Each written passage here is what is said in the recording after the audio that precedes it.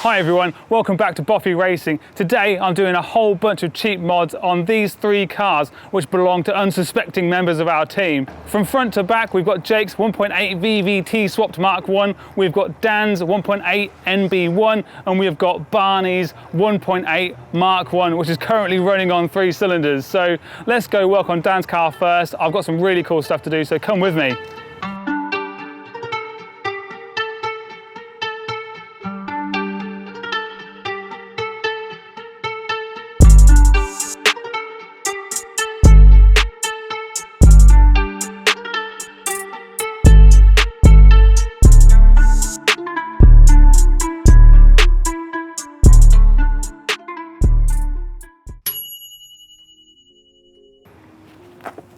First up, we're going to replace this mess of a number plate. And we're replacing it with a Jass Performance offset number plate bracket and a JDM square plate. And it's super simple to fit, goes straight on this little baby tooth. So let's crack out the tools and slap this on. To do this job, we just need 2 13mm spanners or ratchets. And I have already set up my bracket for the top. We're just gonna slip that over the baby teeth and then just the offset bracket underneath that. Then all you need to do is just a washer on the back and then thread your nut on, washer on the front and thread that nut on.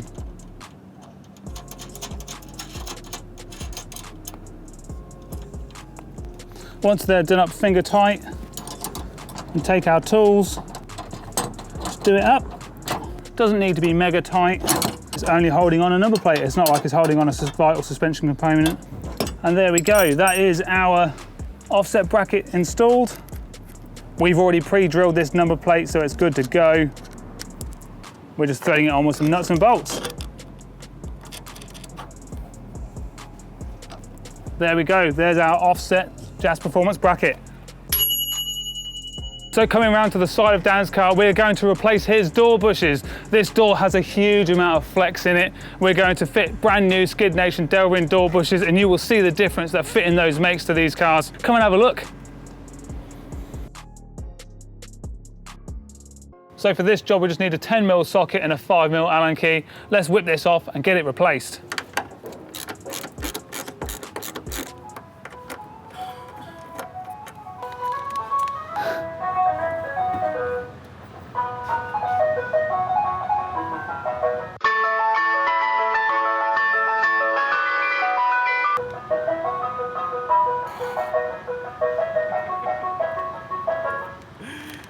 He was staring straight at the camera.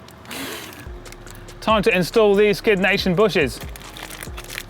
I've pre-installed my bolts in this bush to make my life a little bit easier, so let's bang this on. Now that we've installed the full set of door bushes on this car, come and have a look just how good this is. Cool, that's much better. Nice.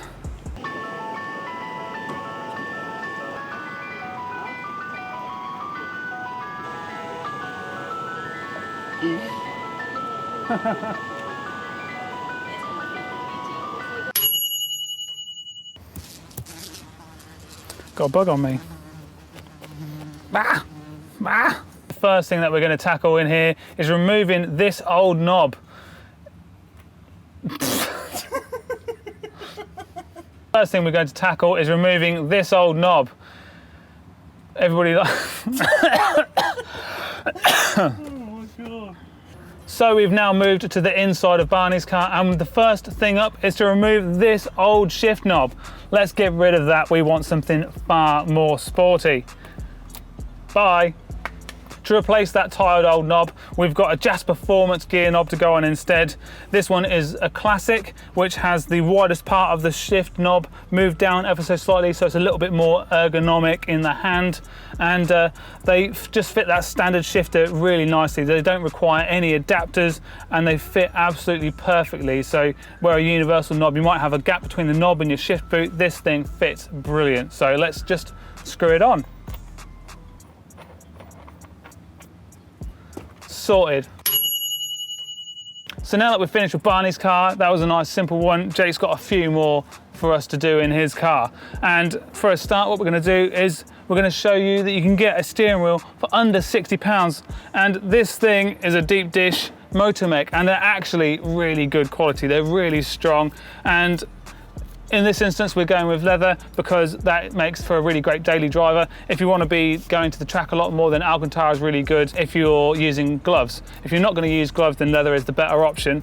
So first thing we need to do is just pull this wheel off. Jake's really lucky that he has a Momo hub already. Some cars did come with Nardi wheels and Nardi hubs. Also NBs and NCs and NDs, for example, those are all going to have a different hub.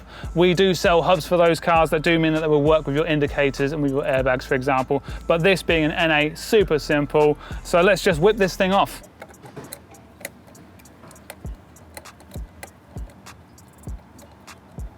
And with those 6 bolts removed, it's as simple as that. Let's remove the old horn push and the retaining ring. New wheel, new horn retaining ring, put the horn push back in, and now we're just going to install the new wheel, as easy as that.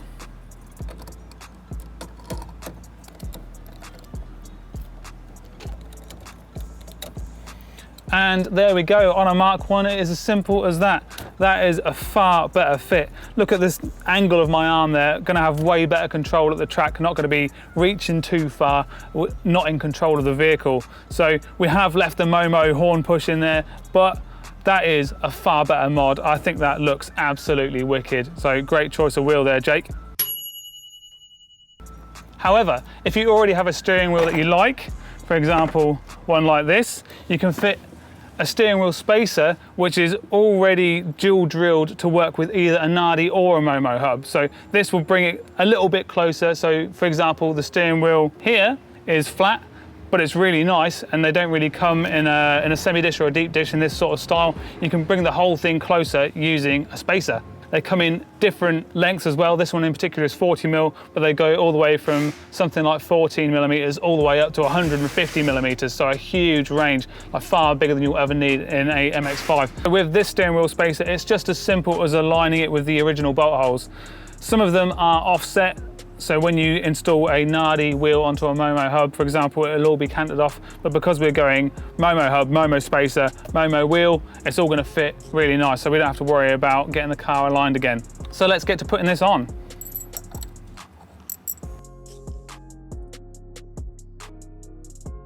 Cool, this one's a little bit fiddly. I'm just doing it up by hand first, getting it finger tight. I want to use the Allen key as little as possible, but in the grand scheme of things, not that hard. This thing is gonna look so good. I'm so excited for this. Come to think of it, I am pretty sure that in the latest Gymkhana, Travis Pastrana has a BG Racing wheel spacer in his car.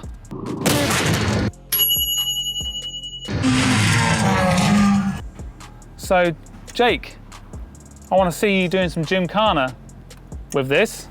Let's get this thing installed.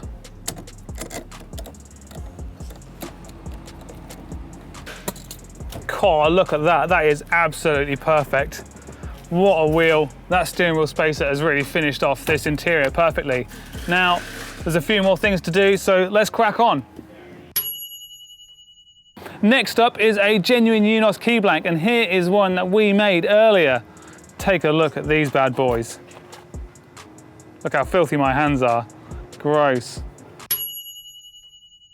So if you're like me and you're around 6 foot and you're sitting in standard seats, the original sun visors are absolutely no good at all. So let's remove these, fit it with some sun visor blanks, and you'll be able to see everything.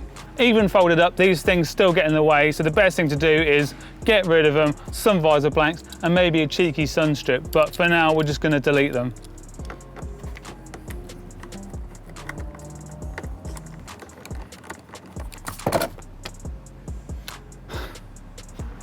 So the hole left by the sun visor is pretty ugly, and a little sun visor blank is the perfect thing to tidy it up. Gross. These things are wicked. Just tidy it up, an absolute treat. Done. Next up is replacing the handbrake button so you can do some hectic skids whilst you're going along. If you haven't yet put a hydro in and you're still using the cable handbrake, the Jass Performance drift buttons are a great upgrade. They are slightly fatter, so they give your thumb way more surface area to push on, reduces fatigue on your thumb on drift days. So let's rip this thing out and screw this bad boy on. This is going to be a bit savage because of the way that they screw on, but we just tell you what, let's just go for it. Big set of pliers and it just unscrews. And there we have it.